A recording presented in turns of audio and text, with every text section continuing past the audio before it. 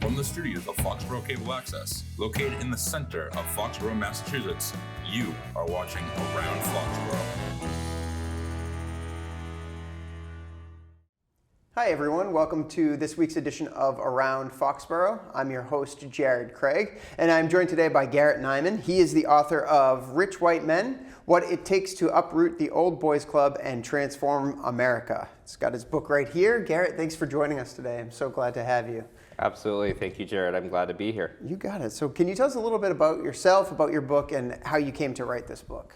Absolutely. So I grew up in Orange County, California, in affluent, pretty white suburb. So that was my initial upbringing. And I always had a public service, social change orientation. I think one of the roots of it is that my younger brother died in an accident when I was 6. He was 2.5. And I think going through that horrible tragedy just led me to really feel strongly about wanting to live a life that was meaningful.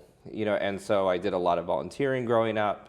My family adopted my younger sister from China. I raised money for her former orphanage.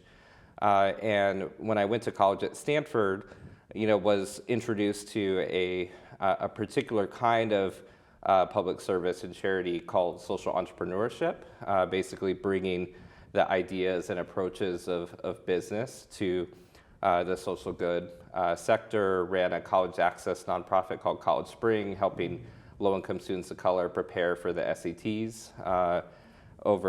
Did that for over 10 years, and it was really through that work that I started to see how programs like that, as impactful and meaningful as they are, and I continue to be very proud of that work, really struggle to address the deep systemic barriers in our society, whether it comes to disparities in wealth or race or gender or any of a number of those deeply entrenched factors. And so I've been on a journey ever since to really try to understand the root causes of inequality and how they can be addressed. And this book project, Rich White Men, is really about an exploration into the long-standing historical injustices in this country and how those of us who have privilege in society, like me, can contribute to building an equitable society. Wow, that's a lot. So you've glossed over a couple of things I want to get back to, such as your nonprofit, College Spring. The Obama administration recognized that. Can you tell us a little bit about what that was, what it did, and because it feels to me so closely linked to the book? Do you mind talking about that for a moment? Absolutely. So I've actually started a few nonprofits over the years. That's been my career arc. So, College Spring is a direct service, school-based program. We train teachers to offer SAT preparation programs to low-income students of color. More than 40,000 students have benefited from those programs since 2008. As you mentioned, the Obama administration recognized College Spring as a promising model, invited us to the White House and gave us an award for that work. So very, very meaningful, impactful work, and, as I've gotten further into my career and tried to dig more deeply into systemic issues, so more recently, I was a co-founder of a nonprofit that also is still running called Liberation Ventures, which is helping to, it's a Black-led organization that's helping to build momentum toward building a culture of repair and federal reparations in the United States. And most recently, my current work is a new effort called the Perennial Sunflower Project, which is helping to build the movement of white men who are committed to equity and social justice and partnering across differences to help achieve those aims. Okay, so that's all sounds very interesting. I want to dig a little bit deeper into it, but you've said now twice systemic issues. What does systemic issues mean? Because I feel like it's a term that gets thrown around a lot. I'm not sure I quite understand what it means. Yeah, so it is a term that gets thrown around, and the way I really define it in the book is through a concept I coined, which is an alternative way of talking about privilege. It's called compounding unearned advantage. Which is compounding unearned advantage? Compounding unearned advantage, which is this idea that seemingly small unearned advantages, when they show up at key moments in people's lives, they can put them on a completely different trajectory. So I give the example in the book of how when I was in elementary school, there was an exam we had to take to assess whether we would be included in the gifted and talented program. And I actually didn't get the required test scores to be labeled gifted, but my teacher believed in me, and so she actually utilized a school district workaround to submit a portfolio on my behalf to eventually have me labeled as gifted. And like that changed the entire trajectory of my life. Like that's what enabled me to get the academic preparation in elementary school and middle school to be ready for AP courses. If I didn't take those courses, I wouldn't be able to go to college at Stanford. Stanford is what enabled me to do the various things I've done in social entrepreneurship and so forth, so that it really can be these very subtle advantages that really change our lives. And there's all this data that shows that bias we have in our society that's identity-based, even if it's very subtle, it can show up, so that white teachers on average believe their white students are higher potential. Parents who have means, are, able to invest more time and energy in their children's education. There's a study that showed that parents Google twice as often, is my son gifted than is my daughter gifted? So maybe there was even some gender bias in there. And so, obviously I can't say for sure, that those identity-based advantages I had helped make that outcome possible, but I also can't say for sure they didn't. And so, I think really being mindful that it doesn't take, extreme bigotry or, overt racism or racial slurs or whatever it may be to really put someone on a completely different life trajectory. And so, so when I talk about systemic issues, it's these kind of subtle biases, subtle advantages that over lifetimes and across generations, can really change the set of opportunities that are available to one individual versus another. Great. Can you help me put a fine point on it? Because we're talking about systemic issues, and it's race. Obviously, your book is about race. Can you draw the connection between the system and the race issue? Where does that come into play? Yeah, so I think one of the ways, that one of the data points that led to my deep interest in racial justice was learning about the racial wealth gap. So the racial wealth gap refers to the gap between the amount of wealth that Black Americans have in the U.S. versus the amount of wealth they would have if they had an equal share of America's wealth relative to the Black population. So Black Americans hold about $2 trillion in wealth. If they had their share of American wealth, it'd be about $13 trillion. So it's an 11 trillion gap. And what that means when you get down to an individual level is, the typical Black family in the United States has more or less no wealth. In Boston, as of a few years ago, median Black wealth was $8, whereas median white wealth was about $250,000. So. Wow, and you're talking wealth, not just the money you have in your bank account, but the entire worth. This is wealth. So it's and for most families, the primary source of wealth is home ownership. If they own a home, that's going to be the primary source of wealth. There's major disparities in home ownership. And some of that has to do with the fact that the federal government passed down a lot of land and real estate to primarily, in some cases exclusively, to white families across history. So you have these cases where, it's very unlikely that a Black child would inherit wealth, whereas it's much more common among white families in the U.S. And it's an interesting, complex thing because it's certainly not the case that every white family is wealthy, and particularly white families that are not wealthy really can bristle on a focus on racial justice. But I think the way I think about it is it's not necessarily that being white guarantees that you'll be wealthy, but that if you are wealthy in this country, it's almost certain that you're white. Wow. Okay. So then can you define what wealthy means? What does rich mean when you talk about rich white men?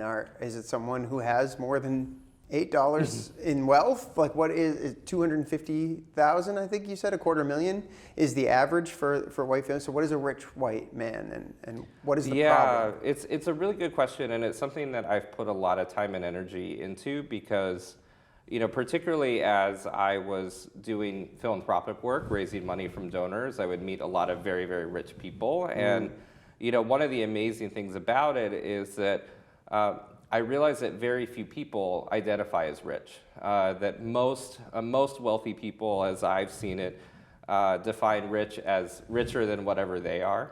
So like I've met so many millionaires who say like, well, we're not in the 1%. Or I've met people who are in the 1% that say, well, I'm not a billionaire. I've met billionaires who say, well, I'm not as rich as Bill Gates or Warren Buffett. Exactly. And then, the craziest thing is that if you go on the Gates Foundation website, and I'm pretty sure this is still on there, Bill Gates actually talks about how the Gates Foundation doesn't have as much money as some countries. So there's this tendency to say, well, there's always somebody richer, somebody more powerful than me. And so, the way I've feels a little tone deaf, doesn't it? A little bit. So the way I've come to define rich is really based on a random chart I stumbled into years ago with racial wealth percentiles, and it basically, it listed white families and black families. What is the 10th percentile, 20th, 30th, 50th, and what I came across is that the top 1% for black families in the U.S. is just over $1 million. For white families, it's over $10 million to be in the top 1% of white families. And so, what I realized when I saw that chart was, that as somebody who grew up in a well-off suburb, my parents are on, a good track for their retirement and so forth, that even though I didn't grow up in a 1% family or a billionaire family, through the eyes of black Americans, my family is very wealthy. And so I think that, really looking at what rich means through the eyes of those who are marginalized in our society, that about 40% of Americans, this includes a lot of white Americans, don't have $400 to pay for an emergency.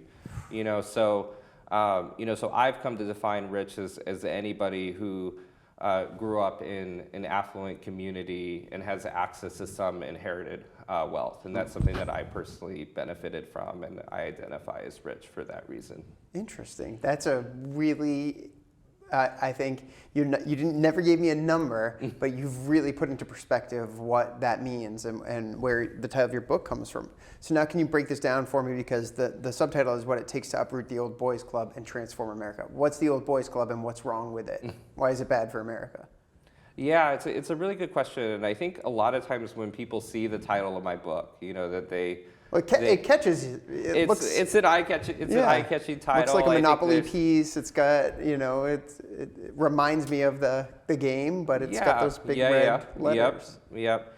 And I think it's interesting. I think when people, see the cover of the book or hear the title of the book, that there's an assumption that's made that this is going to be about hating on rich white men and saying how horrible they are. Granted, this is just a descriptive term, like that it doesn't say anything, but that's the assumption people make. Yeah. And I think the reality is that I think the way I see it is that the problem in our society isn't any individual or any group of individuals. It's really about how power is concentrated in our society, and it really is the case that a very small number of people control the vast majority of wealth and power in this country, and that leads to, we were talking about systems, leads to a set of societal rules, economic policies and laws and so forth that really favor the few over the many. And so this book is really about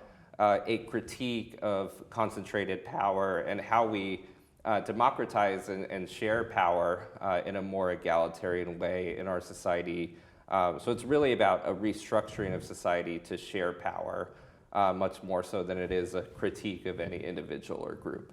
You say share power, do you mean share wealth, like redistribute wealth, or is wealth and money power in your I mean, so wealth is, wealth is the way I think of it is that wealth is a source of power, maybe even the predominant source of power in a capitalist society. That it's basically a given, I think, that in a capitalist society, having more capital is going to be an advantage. And, there's all these studies that have come out that show how, the political preferences of the wealthiest 1%, are taken quite seriously, often implemented in law, whereas, the remaining 99%, there's a very weak correlation. One study even says no correlation between what the 99% want in policies and the policies that actually happen. So the reality is, I think, when we think about us having a democracy, we have a democracy in that, anybody can go vote, but in terms of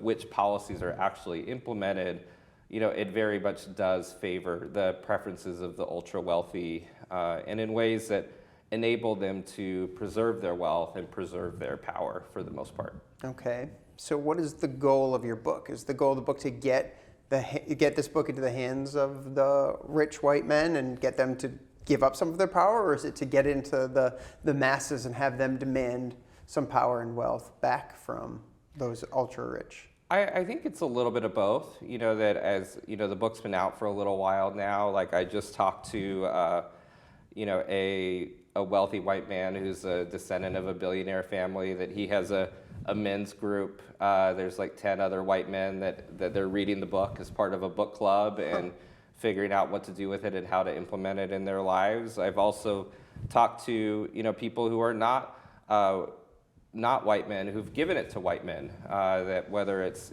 people of color giving it to white men in their workplace. I just talked to somebody who a young woman who gave it to her wealthy dad, to help him understand these issues better. So I think it's really that combination of things, and I think fundamentally what I'm interested in is really about how do we share power. That I think a lot of times the language that's used is like how do the privileged give up power, but power is not a fixed or finite thing. That if I have a relationship with my spouse, which is domineering and controlling, letting go of some of that doesn't really cost me anything. Actually, there's ways to share power that enable us to engage as equals, and there's ways that I benefit.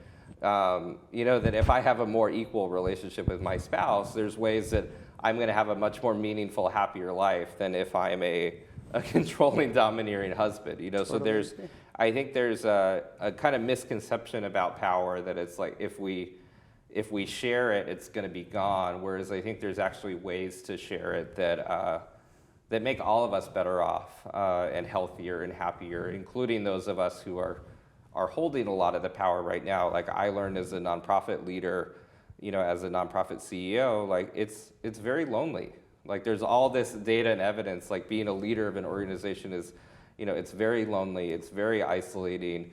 So having a lot of power, it has its positives, but it has its drawbacks too. And I think there's ways that we can share responsibilities and burdens better that make everybody healthier and happier, including present day power holders. That makes a lot of sense.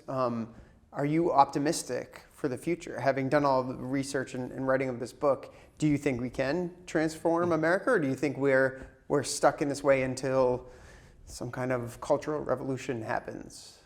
Yeah, it's a really good question, and I think that fundamentally, I choose to be hopeful. There's an activist named Miriam Kaba who talks about hope as a discipline, that basically like it's a muscle to exercise. That one of the critiques I've gotten in writing this book is that people say, oh, this is idealistic, this will never happen. Yeah. I do call for significant redistributive policies like taxes on the wealthy and reparations, which we've had in the past in America. Which we've had in the past, and there was like a 90% tax at one point, and yep. Now we think 33% is ridiculous. So so there are broad broad policy shifts and cultural shifts that I call for in the book. And I think, some people say, oh, this is idealistic, this is never going to happen. And the response is, partly historically grounded, that we have history of doing some of these things, but it's also, I think, choosing to be hopeful. That I think that if collectively we have a culture of hopefulness and optimism and trying to make things better, we can get there. Whereas if we have the opposite, I think either way it can kind of become this self-fulfilling prophecy. So there are definitely times and moments where I feel less hopeful, more pessimistic, but I really try to practice being hopeful, because I think that I truly believe that if we have a culture that is hopeful, then we can get there. Yeah, but if I'm hopeful, I'm more demanding of the policymakers to say, I want this, let me have it, instead of just this complacency that I see so often of, it's never going to change, why bother? Yeah, absolutely. I mean, and I think a lot of that is like tapping into, what is our role in individuals in tackling this? That I think that, when we hear about things like, 400 years of racism in this country, for example, or, how much wealth the 1% has versus everyone else, it can feel just very overwhelming about how do we take this on. And I think a big learning for me, has been to try to let go of, the fantasy of like trying to fix everything. Like growing up, I was, taught like, be like Steve Jobs. Steve Jobs had this quote, like, make a dent in the universe. Like the universe is a really big place. Yeah. It's hard to actually make a dent in the universe. And so, being clear about, that the whole world isn't going to change because of the things I do as an individual. But if I take on a slice and I do my part, and I do that with optimism and hope and really do my best, that's really all I can do and all I can ask for from anybody else. Yeah, that's a really beautiful sentiment. We're almost out of time. Have I missed anything that you had wanted to talk about while you were here? Did I forget to ask you anything, or is there an important piece that we're missing? Gosh, I think one thing that I would want to emphasize is it's an uncomfortable topic, for me, and I think for others. But one of the big challenges that I faced, particularly during the COVID pandemic, was around mental health. I've had anxiety that I think is rooted in the loss of my brother when I was little, so it's been with me for a long time. It picked up during the pandemic, and I think one of the more surprising things that I learned when writing this book is that one of the ways that anxiety can show up for people is a hunger for certainty and control. And it really helped me understand that I think that, a lot of times when powerful people are holding on to their wealth and power, that it's usually not driven out of a desire to be controlling or mean or anything like that. It's often much more fear driven, that just, people saying, they might not be conscious of it or name it, but basically, I feel scared that, if I don't have the wealth and power I do, that I'm not going to be able to take care of myself and my family. And I think that there's really great value for privileged people to work through mental health, to work through issues like anxiety, because the reality is that when those fears consume us, that if you're a privileged, powerful person in society, that's going to spill over onto lots of other people who are impacted. And so, I didn't really expect it when I got into this topic, but I've come to believe that mental health and pursuing therapy and those sorts of resources is among the very best things privileged people can do to help build a just and equitable society. Beautiful, beautifully said. Yeah, I'm a huge believer in therapy too. So thank you for ending on that note. I really appreciate your time, the book. This conversation has been eye-opening in so many ways, and I'm going to continue to try to do better. So thank you for bringing that up. This is Garret Neiman, author of Rich White Men. Please check out his book. It's a fascinating read and a great conversation. So a couple of people I want to thank before we go. I want to say thank you to Paul Beck, our director, Michael Weber, our executive director, Jerry Love, our producer, and Fanny Mizerambe, our editor. This is Garret Neiman. I'm Jared Craig, your host, and we'll hope to see you next week on the next episode of Around Foxborough.